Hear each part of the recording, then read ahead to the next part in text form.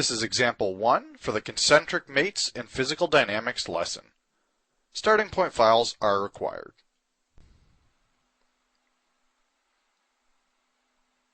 To begin example 1, we must first start a new blank assembly file. So select New and select an inch 3 decimal place assembly file and select OK. We can now select Browse and navigate to the example 1 folder. Within the example 1 folder, start by inserting the starting point 1 file. Before we drop our file, let's select the Keep Visible tab, and we want to drop this file using the OK command to lock it into the origin. Now let's select Browse, select the starting point file 2.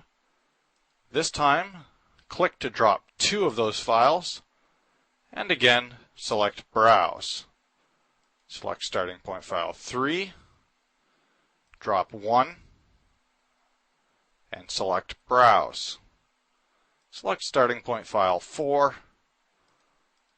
drop 4, and select Browse. Select starting point file 5, drop 1, and select Cancel. So we now have all of our parts for this assembly open, and we can begin using the mates. Today we're going to look at using the concentric mates. First step again will be to activate our selection filter and select Filter Faces. You may also note that I could filter faces just by selecting the X key. With the selection filter active, we'll now press the Q key to activate the mate command. Then select the cylindrical mating diameter of 1 yoke and a hole for that yoke to go in. If the yoke is going in the wrong direction, you may need to use Flip Mate to send the yoke in the correct direction. Next, locate the back of the yoke to that face. Let's do the same thing for our other yoke.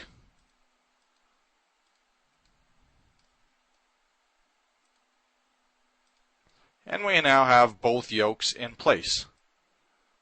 I'm going to highlight and rotate one of my yokes so it's closer to the orientation it should be in.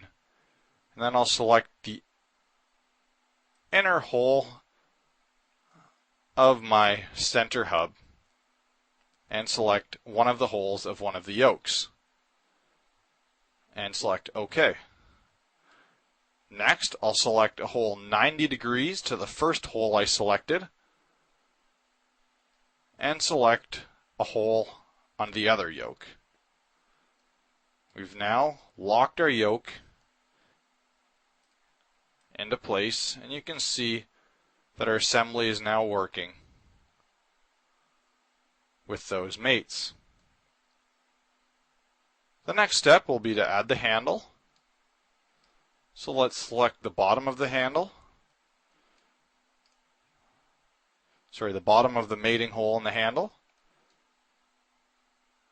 And then the top of the mating boss.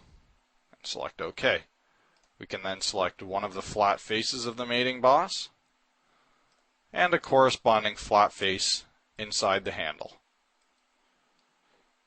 As you can see, I'm using my middle mouse wheel to rotate my part as I rotate around to select those surfaces.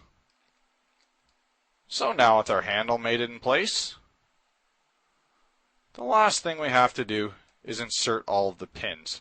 I'm going to use a slightly different way of inserting the pins, so I'll press the X key to disactivate the filter, and then I'll select one of the cylindrical edges this time of one of the pins and a cylindrical edge on the outside of the yoke. And what I've done here is lined up the 2 edges, creating 2 mates at the same time, the concentric mate as well as a coincident mate that sets its depth. So I've created both those mates in one action.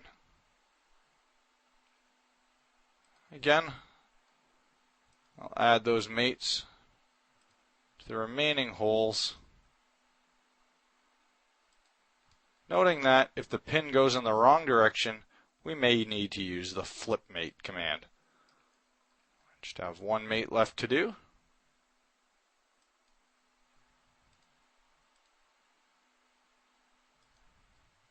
And OK.